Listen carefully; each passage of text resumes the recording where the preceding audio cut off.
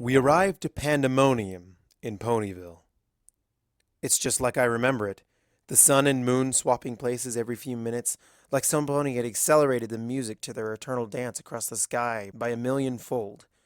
Freakish hybrid animals stampeding through the streets, which are themselves slick with a layer of soapy, viscous fluid.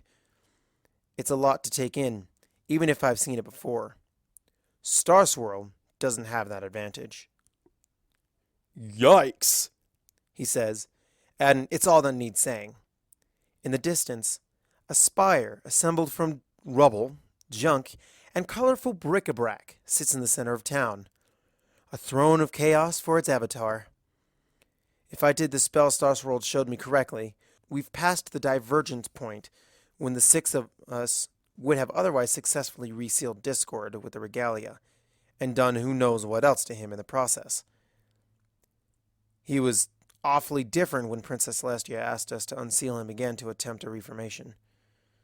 Maybe she knew something we didn't, or had it whispered into her ear by something that we'd succeed.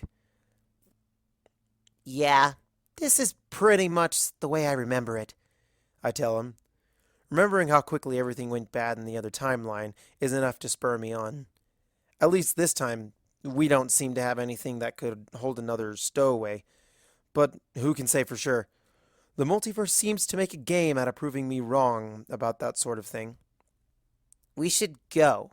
Just stay alert. He nods to me, and we walk towards the center of town.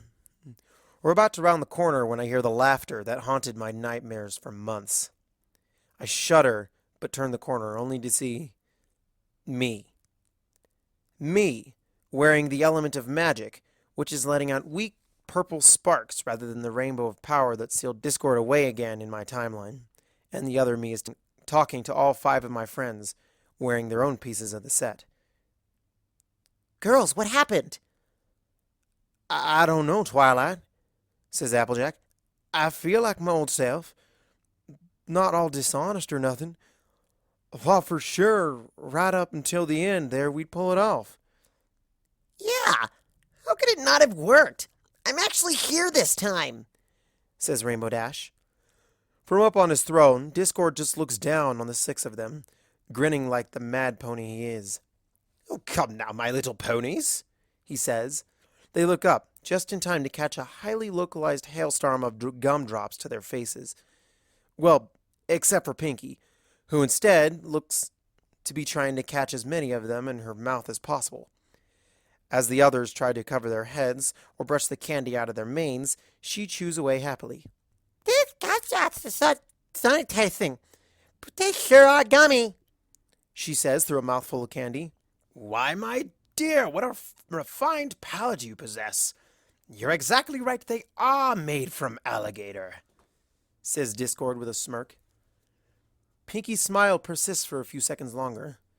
Then her eyes go wide and her ears perk straight up before slowly beginning to droop. She suddenly stops chewing as her smile falls away. Hesitantly, she sticks her tongue out. The sugary mush is entirely green. It twitches. Pinky starts hacking and choking as she tries to spit the candy out, while Discord doubles over with whoops of laughter, slapping one of his knees. He wipes a tear from his eye with his paw and stands up from the throne, striding down towards the mares gathered up in front of him, taking steps in thin air along an angle that bear no resemblance to the slope beneath him. Oh, Twilight Sparkle, trying the same thing over and over again, expecting different results each time. Don't you know the definition of insanity? He lands on the ground and leans over until they're face to face. To her, our credit, the other Twilight doesn't flinch away. Turns out it's me. I know you had something to do with this, Discord, she says, although I can tell it's false bravado, and so can he. What did you do to the real elements of harmony? Discord draws back and places his talons over his chest, and presses his paw to his forehead as he gasps. What? Little old me? Why, I'm offended. You've only used the elements of harmony once before, isn't that right? Well, what makes you so sure that they do the same thing every time? Twilight looks entirely confounded by that. What? Do they not? What do you mean? What are you saying they did? Well, this is just random speculation, but let's say, I don't know. He taps his chin. Maybe they failed and created an alternate timeline where the point of divergence is the success or failure of their use in banishing me. And in the other timeline, you were successful and continued your life until you miscast a spell and got stuck in a time loop during an invasion of shape-shifting bug monsters until you used the elements again to create another divergence and escape, only to realize that you would need the assistance of an archmage from the distant past to repair the damage the spell did to the universe, and so you summoned him and accidentally ended up creating the elements of harmony. Well, the regalia that channels them anyway. Out of nothing but an ontological paradox, only to then discover that they were planning to wipe out the entire world, which really you can hardly blame them for, when you're all so boring. So now you're jumping through various timelines, and after getting advice from the other you from the second divergence, who never left the time loop, you're picking up the greatest villains who were ever taken out by the regalia. And even though I'm offended that you went for Nightmare Moon first, when I'm clearly the superior bad guy, the you from the divergence is here to ask me for help and screw the rest of you over completely. Discord shrugs. Or, something else. My friend stare up at him for a little while, trying to parse that, until finally Rarity speaks up. Really, Discord? There's random, and then there's just completely idiotic. Oh, certain are you? Why don't you ask those two what they think? He says, and then he turns and looks straight at Star Swirl and me for the first time. Well, Twilight, aren't you going to explain it to them? Other Twilight comes running over to me, pushing her face in obnoxiously close, eyes darting around, examining every inch of me. Who are you? I mean, you're me, but I'm me too. How can there be two me's? It's not scientifically possible. You're not... She stopped when I shove a hoof into her mouth. I've been through this twice already. I know the general thrust this conversation takes. Twilight, I'm not having a good day. Yes, I'm from the future, my universe's version of these. I tap a hoof against the crowd on top her head, still giving off a flurry of magical sparks, for emphasis. Are trying to kill us, followed at some future date by all life in Equestria. Also, that over there is Star Swirl. Yes, Star Swirl the Bearded. My double's eyes grow wide and start to shimmer with the first glimmers of hero worship, which I'm not going to tolerate right at the moment. Focus, Twilight. Fawning goes at the bottom of the checklist, or down around item 18 at best. Do you understand? She nods, and I pull my hoof away. Okay, right. Okay, wow. Okay, she says, pacing back and forth. Discord is watching from back on the throne with a bag of popcorn he pulled from wherever. When he reaches into the bag for a clawful, it quacks. Suddenly, Twilight spins to the other five. All right, girls. With the help of my future self and Star Swirl the Bearded, we're going to fix the elements, and then we're going to stop Discord and save Equestria. With the 8 of us working together, we can't possibly fail. Yeah! Woohoo! Spectacular! Star Swirl and I share a look.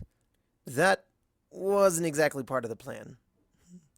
Oh yes, Twilight, please tell your friends how you're going to save their families and friends and town and kingdom and world from the regalia by using all your magic and knowledge of the future, says Discord. I glare at him. Assuming you are, in fact, going to save them. Of course she is, shouts my duplicate. I'd never give up on Equestria, and neither would my future self. Twilight, I can't help you. I say so softly, it's barely more than a whisper. It's enough. She spins around with a strange look in her eye and gives a nervous laugh. Speak up, Twilight. For a second there, I thought you said that you can't help us. But you beat Discord when you fought him, so obviously you can if you want to. And why wouldn't you want to? We need him to save my timeline. Yours was doomed the second the elements didn't work when you tried to use them again. I'm sorry. But But I did everything right. Celestia sent me the friendship reports, and I restored all my friends by reminding them of our bond with one another. What did you do differently?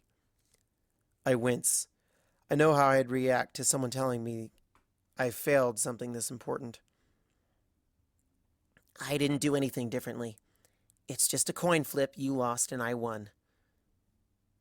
The power of friendship just... It isn't going to work this time. Slowly but surely, the lavender tone of her coat begins to fade to a darker shade. But that's not fair. The princess trusted me to save every pony from discord. And now you're saying that because I used the elements, I made everything even worse? I open my mouth to deny that, but then close it again without saying anything. There's nothing that will make this right for her. If it were me, which I guess it more or less is, I'd want the truth. Yeah. In this timeline, I guess we did. But our parents, Shiny, the princesses, our friends, you can't tell me that we're all going to... Other Twilight's head droops, and the color is leached out of her until she's faded to gray. I guess I'll tell the girls and say goodbye. Watching her go, I don't feel so colorful myself. It's worse for her, of course, but she's right. Every pony I love is going to die, just like they did in each of the loops. They all die eventually. What's the point? I look around at the chaotic Ponyville around us. It's a duller, blander shade than it used to be. Is it changing, or is that just my perspective on it? Is it really worth saving? Shouldn't I just lie down and give up? It would be so much easier just to close my eyes and... Going up against Discord, I thought I had prepared myself for everything. I wasn't prepared for what happens next, though. I wasn't prepared for Star Swirl to pull me into a hug and give me a gentle kiss on the forehead. "Don't tell me you're going to quit on me now, Twilight," he chides. "I know it's hard, but there's a whole universe out there that needs you." I shrug weakly. I just make everything worse. All the time. It's never enough. It'll never be enough. They don't need me. "I need you," he says. "There, I said it. I need you. And if you can't see the rest of us need you too, along with all the ways you make Equestria in an incalculably better place, then you're the dumbest super genius I know." I sniffle. It probably wouldn't actually be incalculable. "Oh, just shut up and feel better." I can't help but do exactly that. The color is slipping back into me, and hope rising up again. How did I almost give up on my entire world? With the aura of despair cleared away, I become aware of all the weird sights and sounds around me that I had been dulled as they get sharp and crisp again. Particularly, I become aware of the booing coming from the throne. "Boo, old guy! I was just about to sweep the board," says Discord. He glances over to where the other me is struggling to explain what's happening to our friends, and the color begins to drain from them too. Ugh. I abhor reruns, says Discord.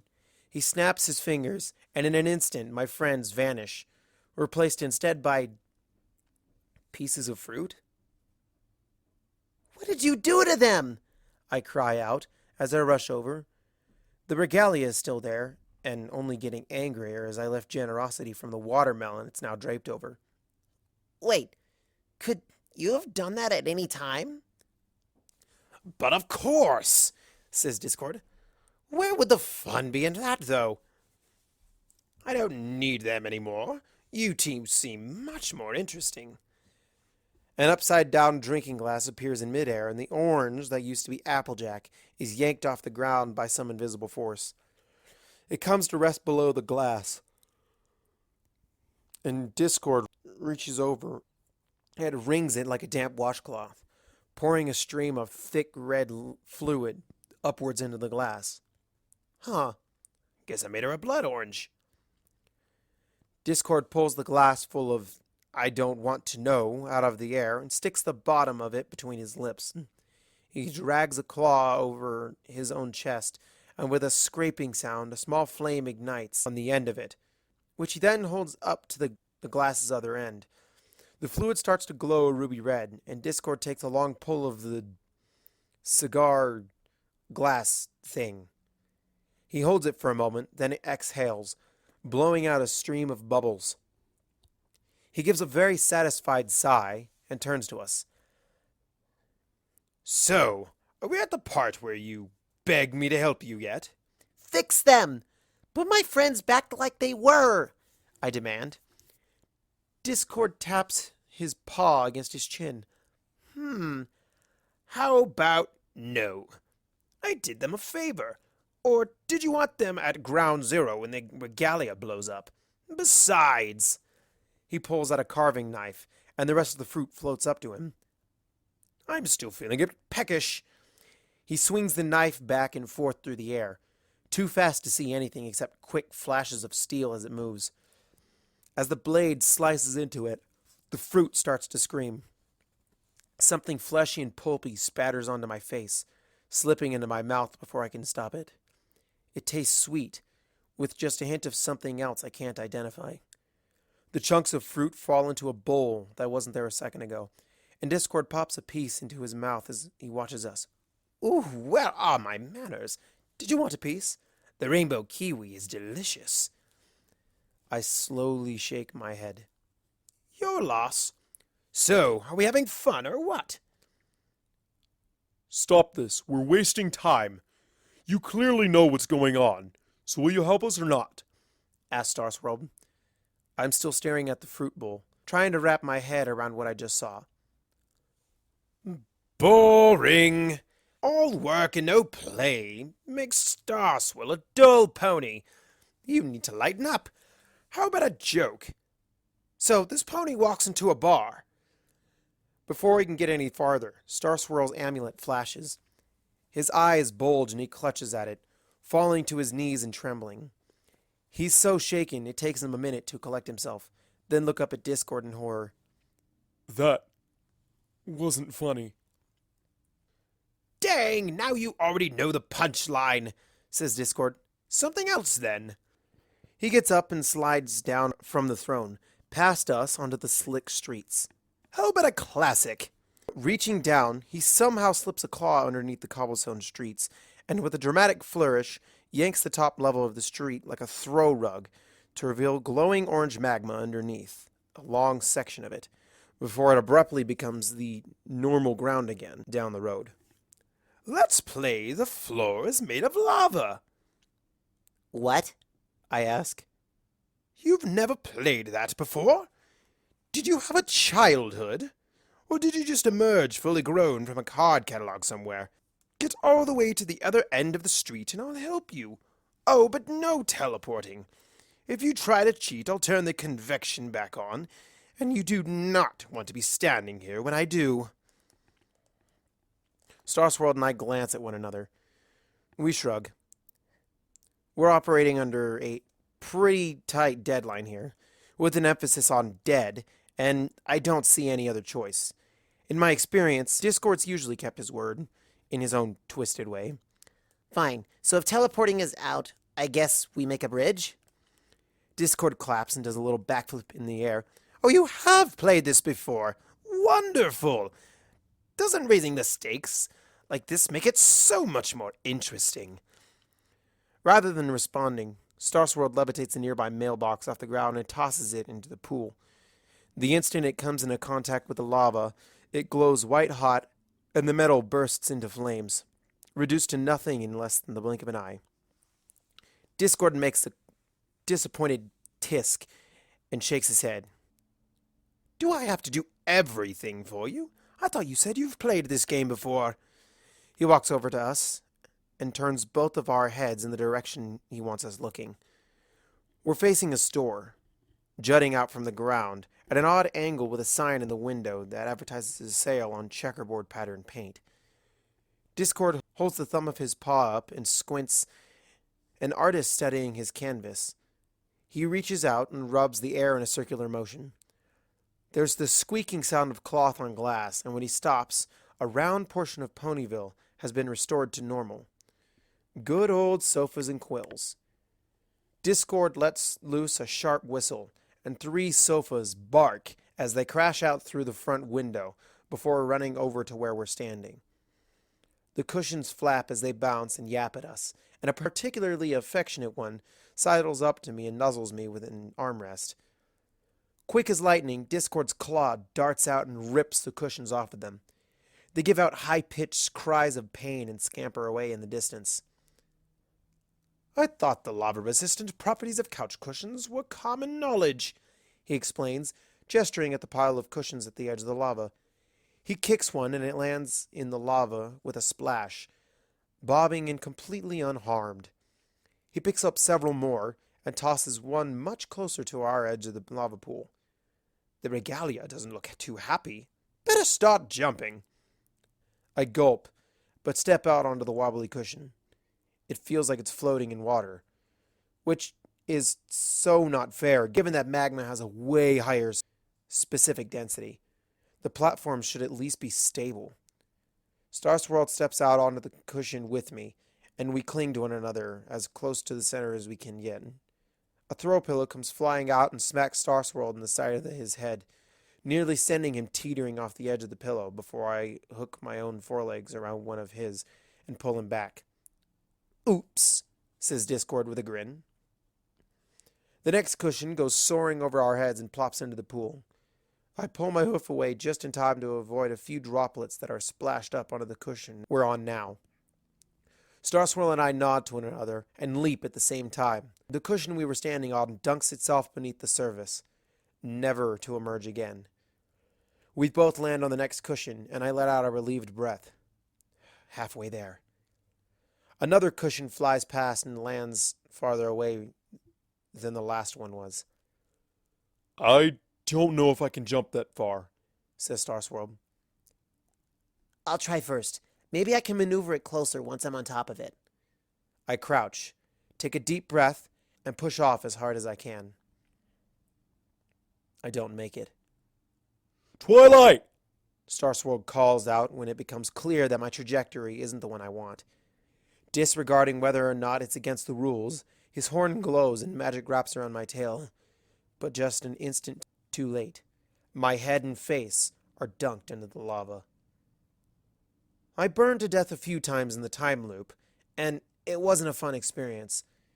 I briefly wonder, before I hit the surface, if it will be hot enough to burn me up before I have time to feel it. If I had to guess, I would have given an 80% chance it would be at least that hot. I would have given a 0% chance that the lava would be tangy and delicious. And I would have been wrong. Star Swirl lifts me out of the lava, the thick, syrupy liquid clinging to my face. Discord? I say with a bizarre sense of calm that can only be attained by totally abandoning the idea that I could make sense of any of this. Is this orange juice? More of an orange smoothie. Isn't it good? I'll give him that, at least. Star Swirl's magic deposits me on the far side of the lake, and a series of cushions rises out of the liquid for him to follow. So, what was the point of any of that? Asks Star Swirl as he joins me and Discord on the shore. Discord shakes his head. I forgot you're new at this. If you're looking for the point, you've already missed it. But I'll help you anyway. After all, getting rid of the elements of harmony permanently is too good an offer to pass up. Once they're out of the way, I'll show you ponies some real fun. I shudder at the idea. Let's go pawn some jewelry. Pawn some jewelry? That's what you're going with? Asked Star Swirl. Do you have any idea how hard it is to make picking a fight with some necklaces and a tiara sound cool? I'm working with what I've got here. Now let's go, unless you want to stall until they explode, then leap away at the last possible second. That sounds fairly dangerous and impractical, I say. Let's just go. Star Swirl looks a little disappointed, but he eventually agrees to leave before they explode on us. With the last member of our little adventuring band in tow, we return to the cave. And of course, you'll want a servant with a mop and a stepladder for the cleanup. But even so, that's definitely the best way of interrogating an uncooperative member of a rebellion. And, oh, you're back, says Nightmare Moon, as we reappear in the cave. Shooting Star and Morning Glow are seated across a fire pit from her, looking nauseous. How long were we gone? I ask. From our perspective, it was about half a day. Not that that means anything to Queen Forever Nighttime over here, says Morning Glow, as he fights to keep his last meal from coming back up. You're lucky my daughter favors you, or I would rend you apart for just such disrespectful words, says Nightmare Moon. Luna, great to see you again, says Discord. Something's different about you, though. New main cut? No, wait, it's the evil. It's really working for you. Nightmare Moon scoffs. I'd forgotten what a pest you were. Hold no illusions. This is an alliance of convenience alone. Once we've destroyed the regalia, I fully intend to destroy you as well. Discord's mouth changes into an exaggerated frown. Aw, don't be like that. We can get along, especially if you've loosened up a bit since I last saw you and that stodgy old sister of yours. I'll give you your own little fiefdom in my masterpiece of chaos that you can keep as dark as you want. Maybe the inside of a broom closet, or a basement somewhere for your good little pony. She snarls at him and lowers herself like she's about to charge. Every pony? How about we save it for the regalia? I suggest. Bad idea. It just means they both turn their attention to me. Sure thing, Hero Mare. Just settle this for us first. Once we take out the elements, do you prefer eternal darkness or eternal chaos? Neither. I'm currently planning to stab both of you in the back with Princess Sparkle's spell before you can turn on each other. But for some reason, I don't think telling you that is the smart answer. Maybe, we'll work it out once we get there? No sense putting the cart before the pony, right? I try to hold my smile as best as I can as Discord gives me a funny look. Oh dear, you think you have a plan, don't you? He asks. Me? A plan? What? No, of course not. I lie. He shrugs. It's so cute when the good guys think you're pulling one over on us. I'm going to go along with this just to see how spectacularly it blows up in your face. Nightmare Moon glares between Discord and me before she finally huffs and walks over to the back of the cave. I breathe a sigh of relief as Discord's mercurial attention span shifts to somebody else. Sorry, Morning Glow. Better you than me. Star Swirl pulls me aside. As soon as my amulet's ready, we head for Canterlot. I don't want to keep these two powder kegs near one another for a second longer than we absolutely have to. My head is spinning. Everything is happening too fast. I can't focus or think about what's going on. I feel like I'm just being pulled forward, along for the ride instead of steering it. Do we have to? It's only been, 8 hours since I found you here? I need to stop and think. There's still too much about this situation that doesn't make sense. Do you not get what we're up against here, Twilight? This is how I've been living for nearly 6 months. There aren't timeouts, or days off, or anything except moving from reality to reality, barely a half a step ahead of the regalia. Even so, I'd be dead a couple of dozen times over, if not for this amulet. See, that's the other thing I don't get, I say. If the regalia knows as much as you say it does, how has it not realized that you have that thing and found a way to work around it? I mean, since you told me about it, I've come up with at least 8 different ways to kill you for good. No offense. None taken. So, why are you still alive? Star Swirl takes a moment to think about this. Well, they almost did get around it one time. I would have bled to death if I hadn't been able to send you that message through my note. So it seems to me that they are trying. The explanation feels thoroughly unsatisfying, but I'm too tired right now to figure out why. Maybe if we sleep on it, take a couple of days? Doesn't that sound like the smarter play? You're the one who told me I was an idiot for running in half prepared. We should at least cast Princess Sparkle's spell before we have to use it for real. Star Swirl just shakes his head. Twilight, this reality has 2, maybe 3 more days, tops. I'm running out of safe places to hide us from the regalia. Maybe you're right, that this isn't the smart way to go about this, but it's all I've got. Besides, what do you think starts to happen when Discord can't entertain himself anymore? The two of us look over where Discord and Shooting Star are engaged in an animated discussion. Shooting Star looks the only way that could be worse than completely horrified. Engaged. Do you know what's especially fun? Asks Discord. Acid. The chemical substance or the hallucinogenic? She asks. Discord considers this. Yes, provided you don't mix them up. Actually, especially when you mix them up. Star Swirl sighs. I have to go deal with that. Just be ready to leave in about 20 minutes or so. I settle down to collect my thoughts and grab a snack out of the trunk. If I'm going to my death, at least I won't go hungry. I also skim Princess Sparkle's spell a few more times, trying to familiarize myself with it. I cast it once, just to practice, and I can feel it surrounding me. Like she said, without the presence of the elements, it's just opaque and inactive. A few minutes later, I feel it dissipate away. I'll have to either use it during or right before the showdown with the regalia. I hope my friends got my message to come and meet me in Canterlot, and that they're still on my side. I'm roused from my thoughts by Star Swirl, digging through the trunk next to me and pulling out a scroll. What's that for? To get Shooting Star back home after we leave. She'll be able to trace a route home with this after we leave. You aren't taking her back yourself? And risk Discord or Nightmare Moon tagging along? No thanks. Don't talk about me like I'm not here, says Shooting Star. I guess it isn't that big of a cave. I want to come with you. Absolutely not. You've put yourself in too much danger as it is.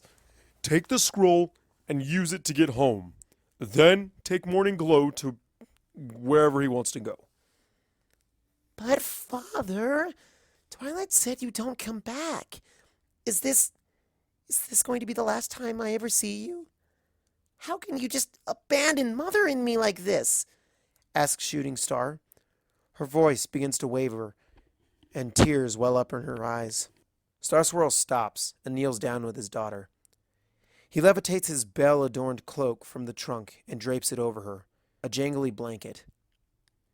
It isn't because I want to, sweetie, but I have to do this.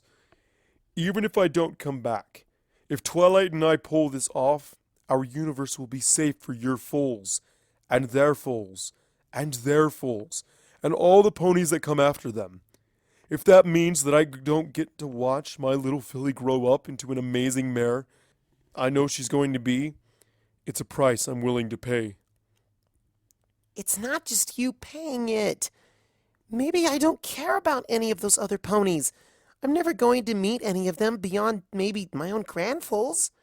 Why would they be worth losing you? She asks. You already have met one of them, I say, with a small, hidden smile. Yeah, whatever, Twilight. I'm serious, I say, as I settle down on the other side of her. She flinches as I run a hoof through her mane, but I'm willing to endure her contempt. Me. Both stars turn to gape at me, and I just grin back. What? I didn't mention that before? In our timeline, a version of you was one of my 50-something times great-grandmothers, and probably for millions upon millions of other ponies, too.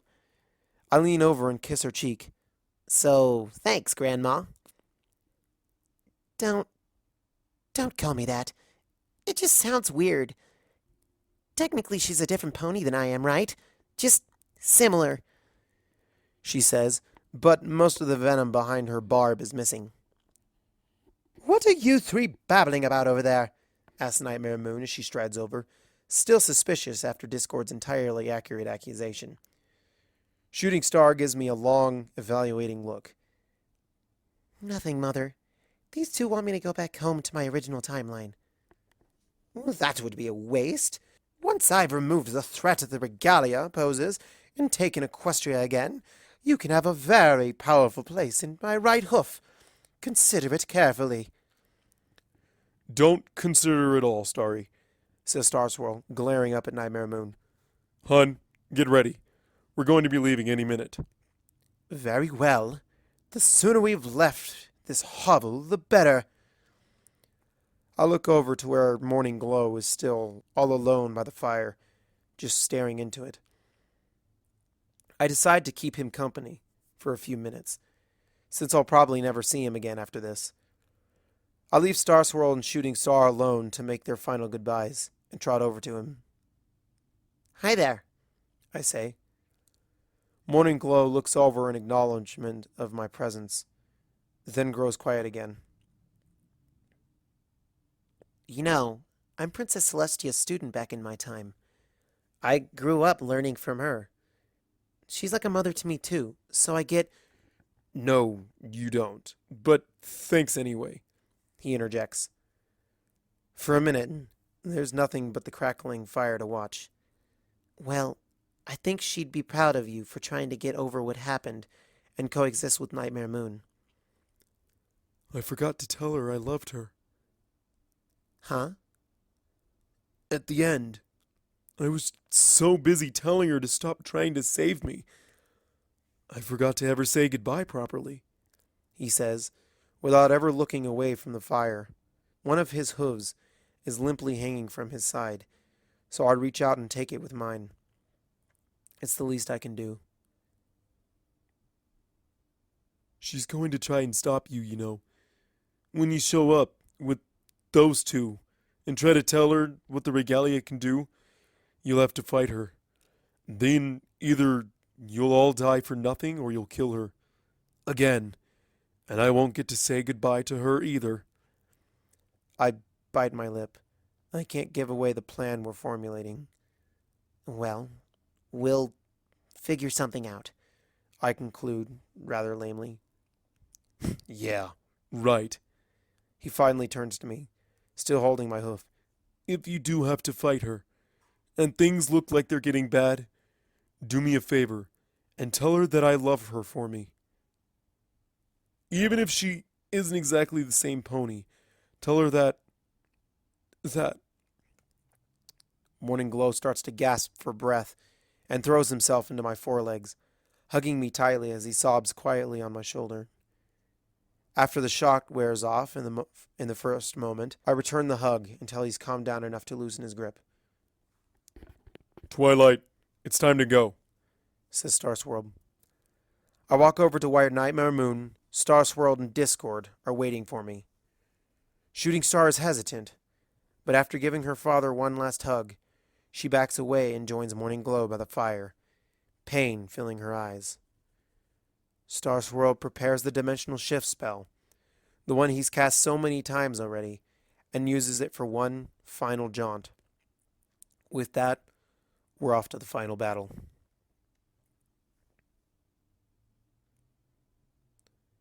We pop into Canterlot in the palace courtyard. It's an almost offensively quiet and normal day, although it won't stay that way for long. Surrounding the courtyard, pointing spears upwards from the ground and crossbows down from atop the walls around us, are hundreds of the royal guard. They were already waiting for us, somehow knowing exactly where we'd arrive. Enemies of Equestria, shouts a captain from atop the wall, thankfully not shining armor, which would have broken my heart right there. Throw down any weapons you may be carrying and surrender, and you will be unharmed. I can't process what's happening quickly enough to voice a response, and I'm not sure what I would say if I could. Our odds just got a whole lot worse. Discord, however, is unfazed by the development. Now why would we do a silly thing like that? This is your final warning. Surrender or be fired upon. Ugh, guard types. Always following orders like the mindless sheep you are. So why not give you a shape that better reflects that, Discord holds up a claw and snaps it, and with the burst after burst of chaos magic, the guards transform into woolly, mindless animals. One manages to get a crossbow bolt off, but an instant before it could strike Star Swirl in the head, it's transformed into a banana cream pie that splatters harmlessly in his face. Discord sighs. Is that the best Celestia's got? How very disappointing. Not exactly, says an identical voice from up on the palace ramparts. A second Discord, the one native to this timeline, leaps off the wall and plummets downward to the ground. Right before he lands, he thrusts his heels downward and comes to a stop with a loud screeching sound, gently depositing himself on the lawn. Not bad. I would have made a call upon the sheep ponies quip myself, but that's some good chaos. Thank you. It's so nice to be appreciated at last, replies the first. How about I ditch these losers and we go tag team the order out of this entire continent? Tempting offer, but I'm afraid I can't. Celestia asked me to help stop you for you. You see? He looks down at me. You are getting the detention of your life when this is all over. Not that I don't appreciate the craziness of me turning friendly right before you go evil. We can never seem to find ourselves on the same side, can we? Our Discord bursts out laughing. Oh, that's rich! You work for Celestia now? That would be even funnier if it wasn't so pathetic, he snarls.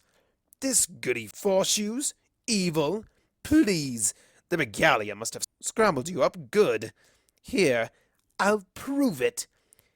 He points upwards and a cloud overhead poofs as it turns into an anvil, hovering right over the sheepified guards. I try to grab it in my magic, but it slides right through as it plunges downward towards the oblivious creatures.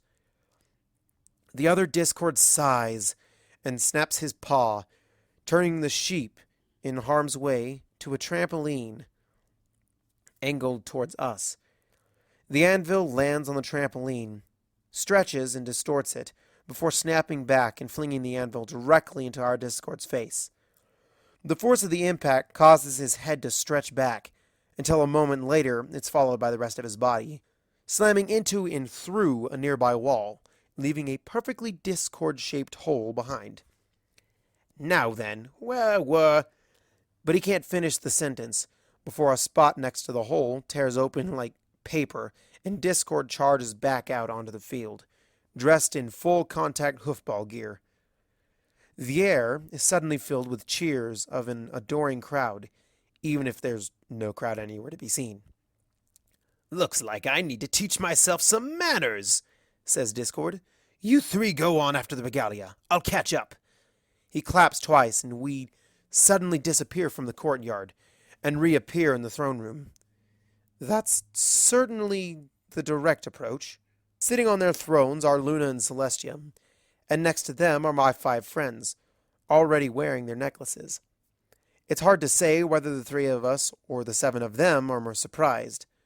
The room's empty of guards, and the windows around the hall are open, allowing the gentle singing of birds to waft in. At least until they're interrupted by what sounds like a flugelhorn being played with a bowling ball coming from the direction where the 2 Discords are fighting. Celestia breaks the silence. When the elements told me that 2 of my students were going to lead an assault against the palace, and do so with a pair of the greatest threats Equestria has ever faced, I didn't believe it. I wouldn't believe it, unless I saw it with my own eyes. Twilight, what have you done? What have I done? I'm not the one doing this. It's the regalia. They're manipulating you so that... something. But we have to stop them, I shout. The regalia are our greatest protection against the darkness and chaos you brought back, she says. If you had concerns, why didn't you voice them to me? Why did you take such drastic measures? And why are the three of you dressed like a mariachi band? I become aware of the wide-brimmed hat sitting on my head, and turn to see that Star Swirl and Nightmare Moon are similarly adorned. Nightmare Moon even has a trumpet stuck between her lips, and looks very confused. Damn it, Discord. That isn't important, I shout as I rip the costume away. And I didn't tell you because Star Swirl's letters said I shouldn't. You might be compromised. No, it didn't. Star Swirl's voice cuts through my tirade like a knife. Now it's my turn to look confused. Yeah, it did. Twice. That's not what I wrote. Why wouldn't you tell the princess? I mean, I couldn't in the past because it might interfere with keeping the time loop stable, but they're the only ones who can tap into the elements without the regalia. You didn't think it was worth mentioning that you hadn't told them? There hasn't exactly been time for us to compare notes. Literally, I guess. I'm just about to suggest a tactical withdrawal when Nightmare Moon steps forward, blotting out the sunlight that had been shining down on us from one of the windows above. Hello, sister, she says. Celestia's eyes narrow. Who's the pathetic little wretch seated beside you? Luna stands. She's not as large as Nightmare Moon, or her past self. Demon! Parasite! Leave this world! It is spoken for! I've always known it was Celestia's desire to rule as the greater sister, and shunt us aside. What better proof can I ask for? You're just a husk compared to your former glory. She flicks her smoky tail across Star Swirl's face. Is it any wonder that your husband would trade you in for the younger, sleeker version? Luna charges. This is all spiraling out of control, and I realize that I don't have Princess Sparkle's spell up yet. I'd meant to prepare it outside the throne room before Discord sent us straight inside. The notes. Where are the notes? While I'm looking, Star Swirl leaps between Nightmare Moon and Luna, holding out his forelegs to separate them from each other. Stop it, you two! Just turn over the regalia and no pony has to get hurt. Twilight and her friends can destroy it. And then what?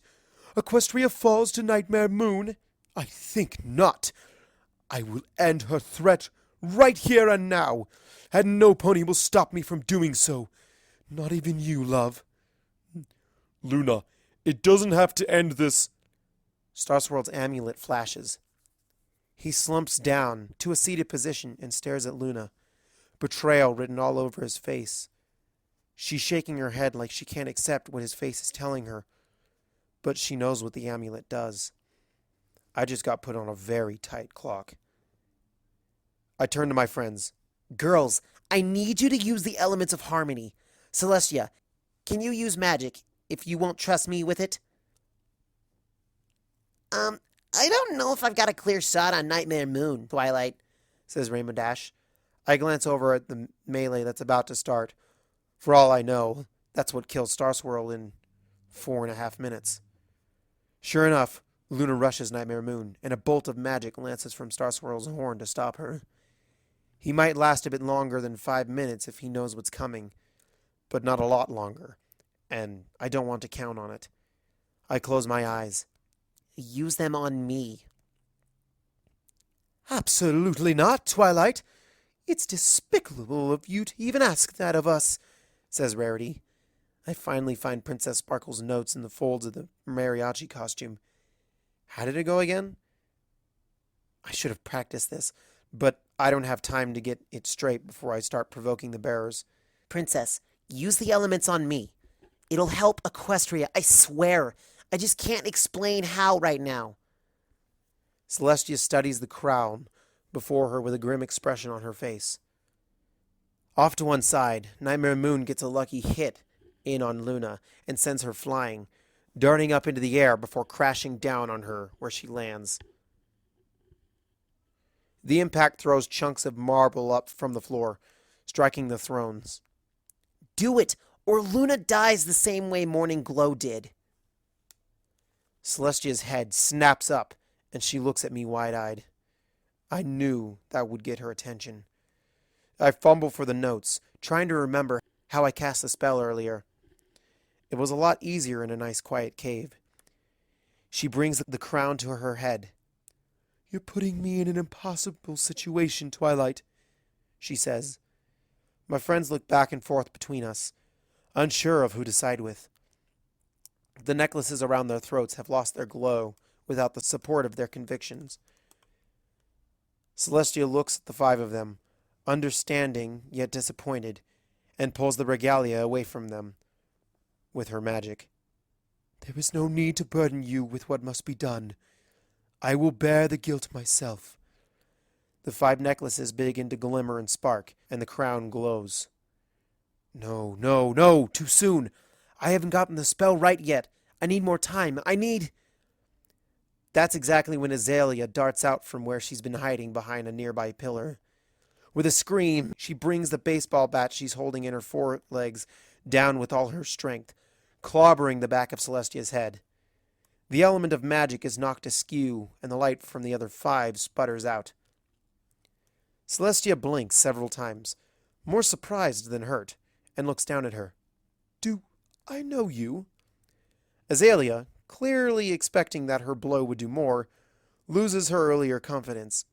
"Oh, I'm Azalea. I'm Twilight's... Well, we were dating, but we just had a big fight, so now I don't know if I can really call us..." "She's my filly friend," I interrupt with absolute certainty. Azalea looks back at me, a smile beaming on her face, before she turns to Celestia again. "It's wonderful to finally meet you, Princess. I'm so honored. When this is all over, I'd love to introduce myself under more normal circumstances. You're so important to Twilight. She goes on about you all the time. If you would give me your blessing to be with her, it would absolutely mean the world to me. Right now, though..." She shifts home run back up over her shoulder. "If you try to harm a single hair in her mane, I will fight you as long as there is breath in my body." Celestia smiles sadly and glances over at me. "You certainly do surround yourself with the most spirited of companions, Twilight." Back to Azalea now. "It's a pleasure to make your acquaintance, my little pony. However, now isn't really the best time." Celestia's horn glows, and Azalea is lifted up in her magic. She just has time to cry out before Celestia throws her out an open window. "Azalea!" I cry. "She will be fine, Twilight, provided she remembers she has wings." The regalia rises up again. "Hold it!" The voice behind me startles both of us, and I turn to see Rainbow Dash and my other friends have moved to take their place behind me during Azalea's distraction. "I have no idea what's going on, or why Twilight would bring Discord and Nightmare Moon back, and then ask you to use the regalia on her. But if you're going to zap her, you're going to have to zap all of us." "Please, don't make this harder for me than it already is," says Celestia.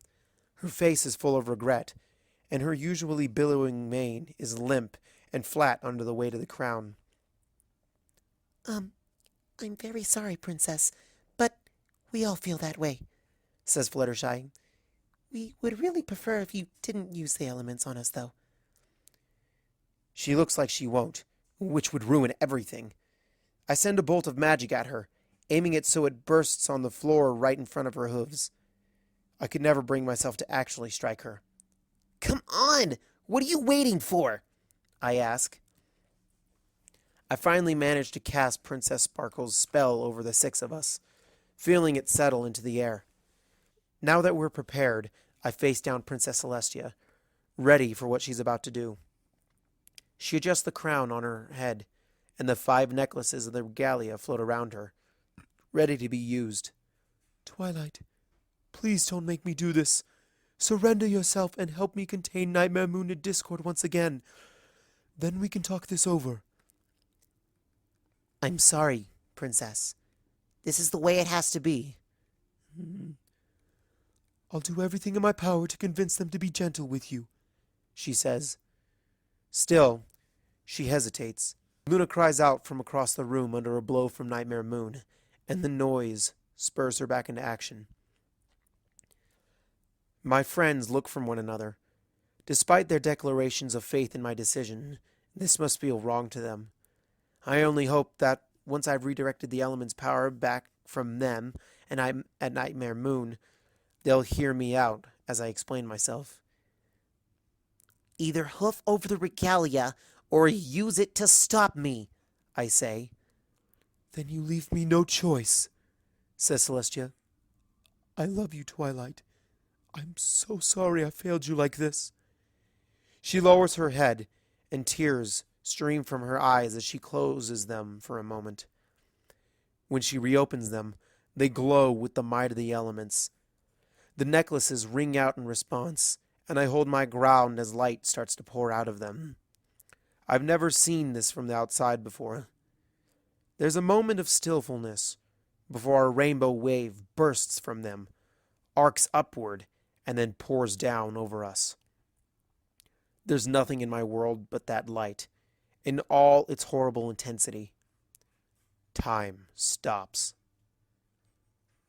I blink and try to move. While I can look around, my body won't respond to my commands. My friends are locked in place as well, staring blankly out at the light that's all around us. Is this what Princess Sparkle's spell does? She said it would make sense when I cast it, but I can't feel any way to control or redirect the element's attack. My efforts to find one are interrupted by the sound of shod hooves on stone, approaching slowly from in front of me. I squint against the overwhelming brightness, and I can just make out a blurry silhouette somewhere in there. "Hello?" I call out. "Is Silponi there?" The shape gets closer, but the light is too intense to make out any details. "Well, well," says an all too familiar voice. "That didn't work." Oh no. "Stop me if you've heard this one before," says Princess Sparkle. "Twilight Sparkle tells another version of herself about a wonderful spell. It's exactly what she wants to hear. She says there's a spell with which, when it's cast, will resolve all the worries and troubles she's been struggling against. But it doesn't work quite as advertised." She walks right up to me and puts a hoof under my chin, forcing me to crane my neck back to look at her.